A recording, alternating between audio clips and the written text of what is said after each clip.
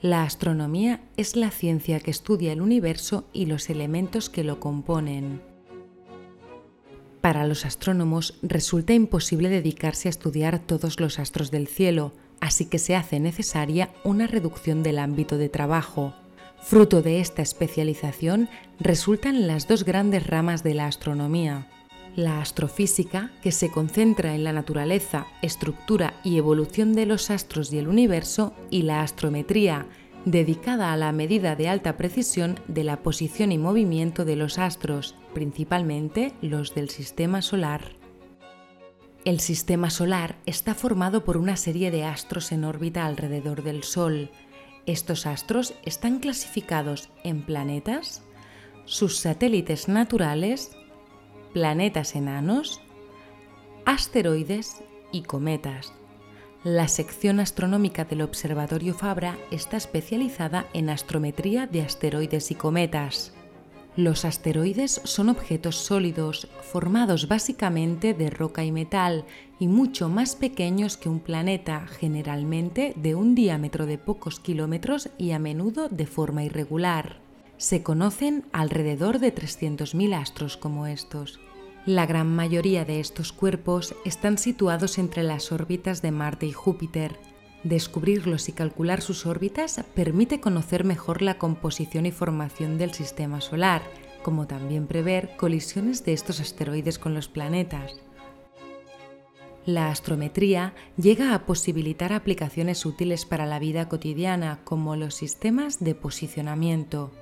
El telescopio principal del Observatorio Fabra usa una montura de tipo ecuatorial. Esto quiere decir que la orientación del telescopio hacia el cielo se hace mediante la rotación alrededor de dos ejes. El primero de ellos, llamado eje horario, es el paralelo al eje de rotación de la Tierra y está mecanizado mediante un reloj que le proporciona una rotación igual y en sentido contrario a la de la Tierra. De este modo, el telescopio puede hacer el seguimiento automático del astro seleccionado.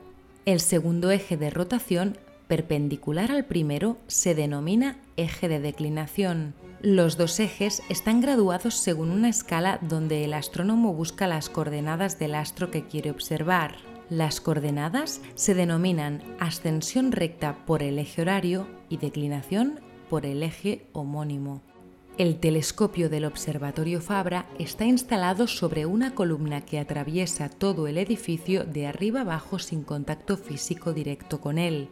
Esta particularidad aísla el telescopio de cualquier perturbación externa, como por ejemplo el tránsito de los mismos observadores y visitantes que hay a su alrededor.